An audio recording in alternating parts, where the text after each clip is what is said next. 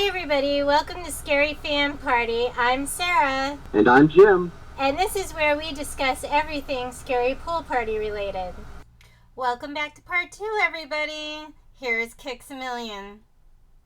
Well, I really appreciate your reactions, and I think you're just the perfect person to talk about how his music changes moods, because as a reactor, that's kind of your corner. Yes. You don't emphasize your piano background. You don't bring a guitar out like some of the other reactors do. You don't even give any analysis at the end. It's just you reacting to this music and the different emotions you're going through registering on your face. I saw a meme recently that said music is what emotions sound like. Right? So, I think watching your reaction, and that was a question I had. Like, what is it about reaction channels? Because I know you get a little bit of flack. People are like, oh, reaction channels, what's that for? But people respond to it, don't they? There's an absolute need out there, and there's a lot of people doing it.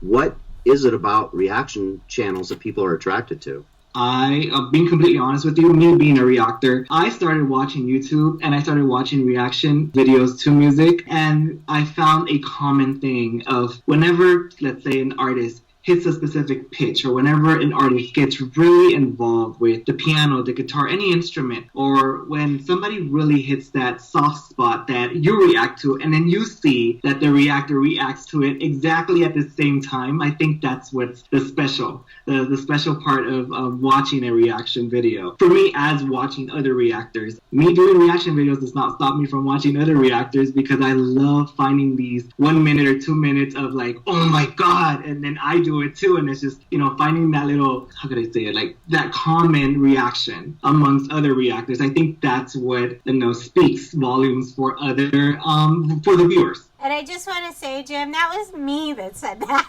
I said that in the last podcast. I said if music were feelings, it would sound like this. And I put a meme up on Instagram that said that. Because that's what I think of. When I think of him, like, regardless of what type of music is, and he's now foraying into rap, and it sounds like underground hip-hop beats.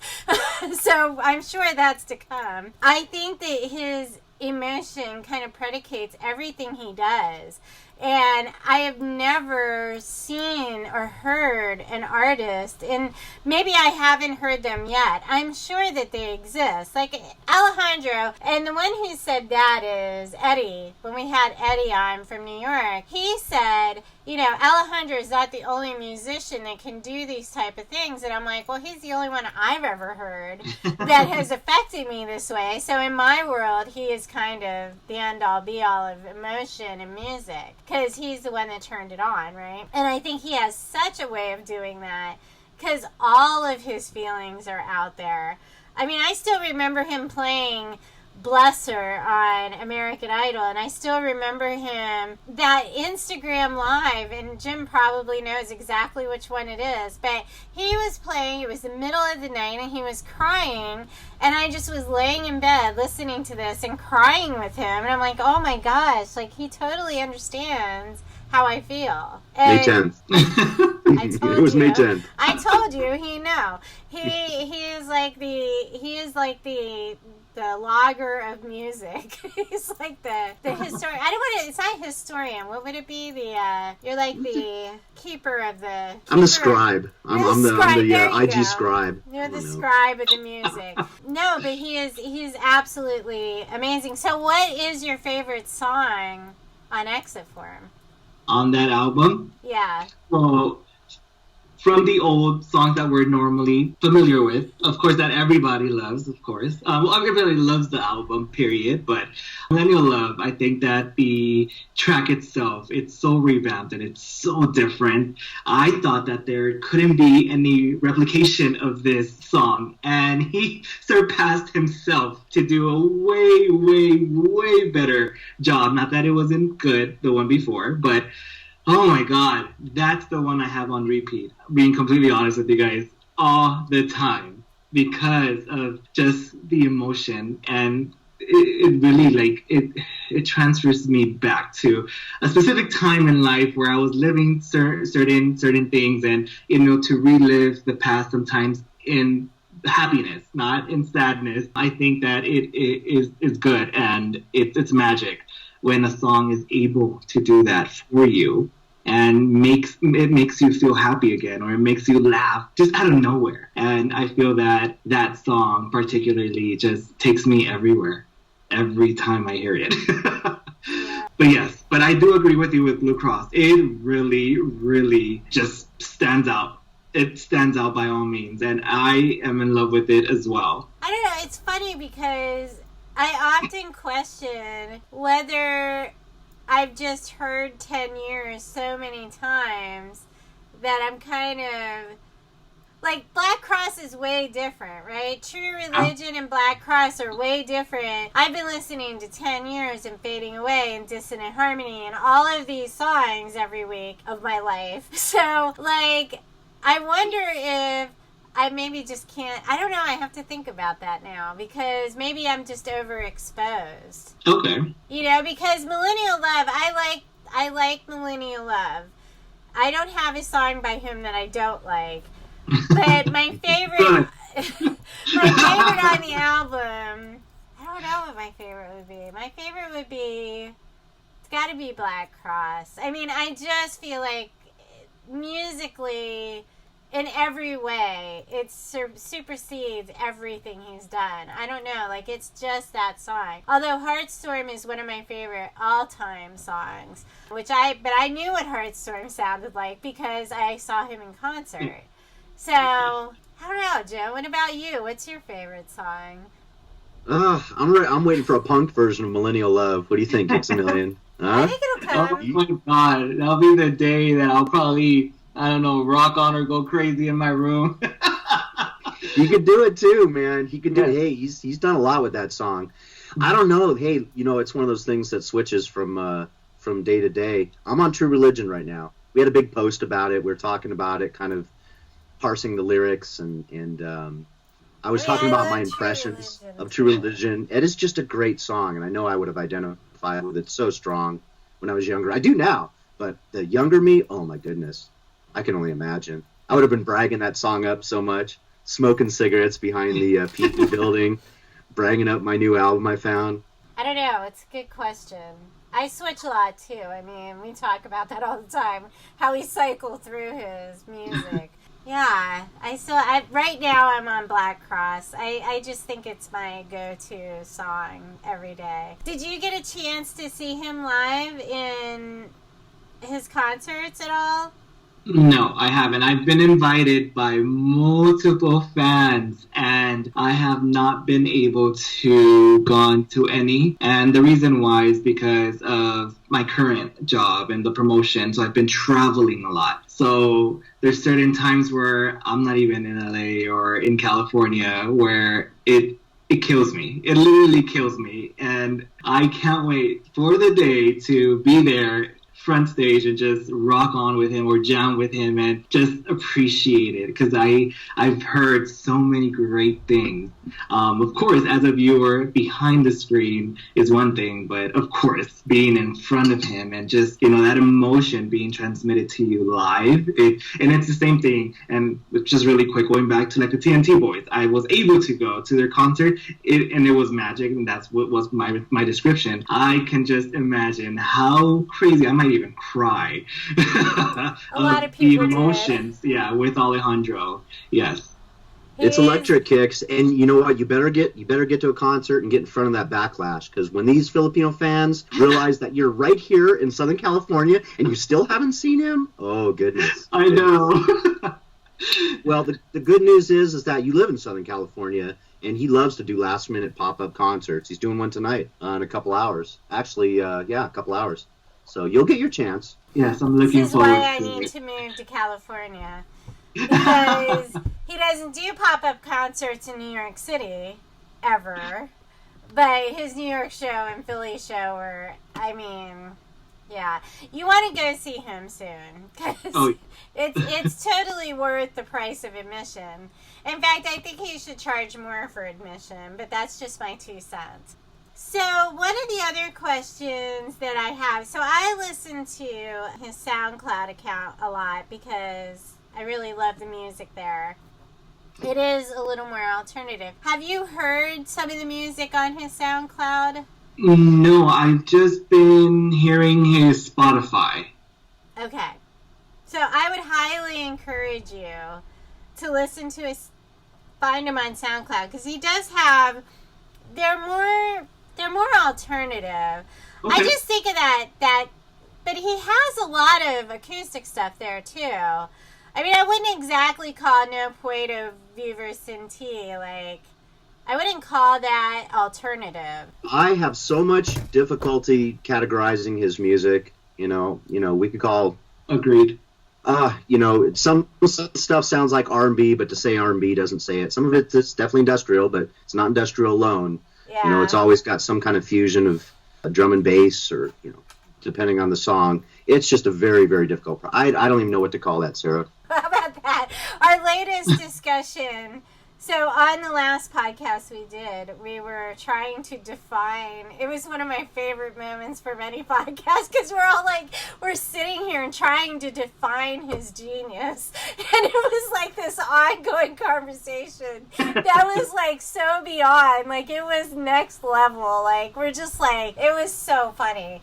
And I like look back at it, I listened to it the other day and I'm like, this is so, like we're trying to define the laws of light. Or the laws of energy. Like, it was so funny. I'm surprised we can do a podcast at all with all the speechlessness that seems to go on with us. You know what I'm saying? Hey, Kix, you actually did, at some point, I think you did log on to SoundCloud. You did a reaction to 2340907 something something. The song with a long string of numbers. Yeah. The number, yeah, you remember that song. Yeah, that number, that I call it a barcode.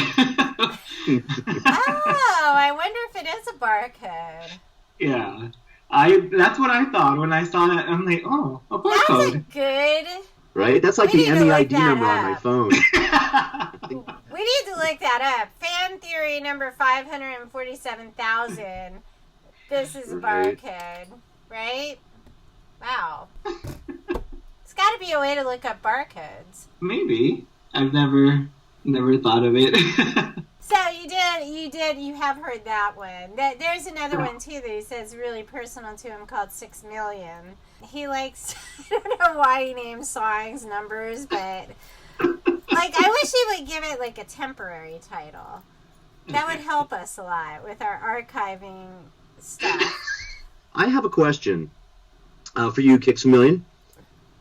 Being a reactor, how much does that limit you? In other words, you don't want to go in and song surf necessarily on unfamiliar artists because you might do a reaction to it, right? You want it to be authentic. How much does being a reactor limit you to getting kind of deep into certain artists? I think the limit is high, because I think when I started doing reaction videos, it was that thing where I wanted to be similar to Alejandro's originality. I wanted to be genuine. I didn't want to be fake, or I didn't want to be this reactor to listen to the song and then act like if I first encountered the song and just act a reaction. So it does limit me a lot.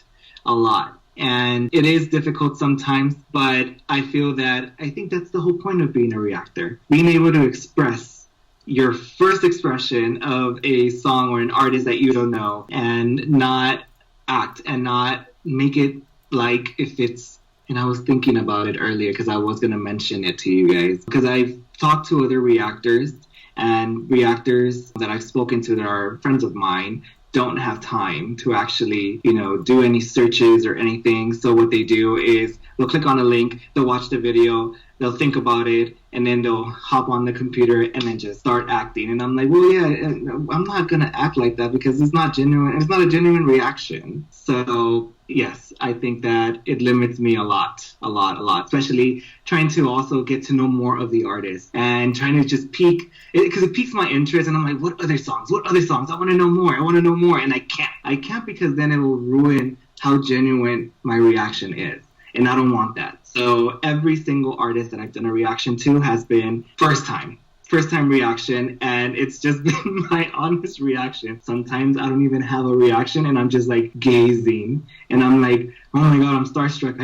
I need to smile or something because I'm so in love with the sound. I'm all about the sound. So once the sound hits my brain, it takes me somewhere, and I literally just freeze. And they're so smiling, there's no nothing. And I remember halfway through the song, I just remind myself, like, hey, wake up, like, don't start daydreaming right now. You can do that later when you're in bed. Have you ever had a reaction that was negative that you were filming and you were like, okay, I don't actually like it? No, I'll be completely honest with you guys. No, I have not. And I think that it hasn't happened because of my audience. Everyone knows what I like, but then again, it's not what I like, and it's always about my viewers, and it's always about what they want to see. If they post something on my channel, I will definitely react to it. Like a while back, I've gotten a lot of requests for Quran, and they wanted me to, it's a recitation for Allah, and they wanted me to react to it. And I was just surprised because I didn't even know what that was. And I was just like, let's do it. This is what they want. I'm going to give it to them. But I am willing to learn when I react to it. So it took me by surprise. And this recitation to Allah was the most beautiful thing that I've ever experienced. It was like really, really heartwarming. It was like nothing I've ever listened to. It's probably one of my early reactions. But yes, never have had a reaction where I was thinking, oh, I'm not going to post it. I'm going to delete it because I didn't even do anything. No, even if I don't have a facial expression, at the end of like my videos, of my comments, I will let you guys or let everybody know, like, hey, I'm sorry that I didn't smile or I didn't do anything. It was just that good that I didn't have like this expression on my face. Like, I tend to say this to my friends, like, I don't need to have an expression to react to something, and it's just how I am. But a lot of people take that negatively, and I've gotten negative comments about it, which I don't really pay attention to, which I take them and bring them into positivity because I love being positive. Never have experienced that up to this point, and I appreciate my fans because they definitely know what they like, what I like, and what in general what I've been reacting to. So all genres are welcome, and I will continue to do that. Yeah. So do you follow him on Instagram? I'm assuming you do. I do, and I love what he posts today. Yeah, the stuff he put, I love that song. I love that song that he posted. Yeah. But it was amazing. He never ceases to amaze me.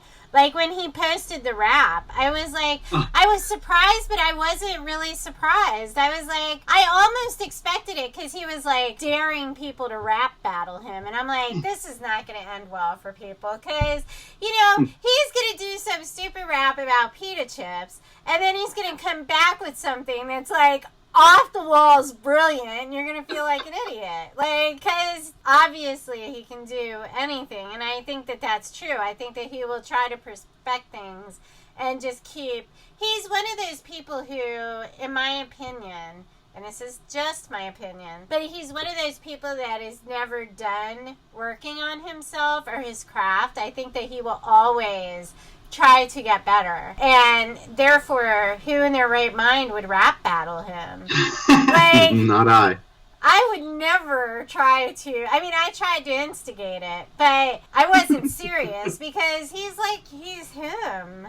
Like, I'm sure he can rap. I'm sure he's on the freaking, you know, whatever, doing whatever on his computer. I did see a mixer for the first time the other day, which was very interesting. Because I thought it was still albums, like, that they scratch, and it's not. They're like these little machines. And they look like a record, like they look like a disc, but you just push the disc. You don't scratch the albums anymore. I didn't even know that. This is how good of a DJ I am. It's like, oh, Right? What's that? What are you It's a doing? waste of good albums. Yeah, Yeah, well, right? He had some people engage him in his IG when he put the call out for someone to battle rap him. Some of his fans actually came back, so they were fan raps. It wasn't anyone professional, but I thought it was fun. It was fun. I wish he would go on James Corden and rap against him. Like, That do would you be know brutal. James Corden? Like, he does this rap battle thing against celebrities. It's hilarious. And Yeah. it's one of my favorite things. One of my favorite ones was David Schwimmer against James Corden. And it was so funny. I lost it. I totally lost it. I can just see Alejandro doing it. And he's a big goofball. He would love it. He would totally love it. We need to get him on James Corden. That's where we need to get him on. Because that would be so dope. That would be like a fun night. Hey, Scary Pool Party fans, stay tuned for part 3 of this podcast.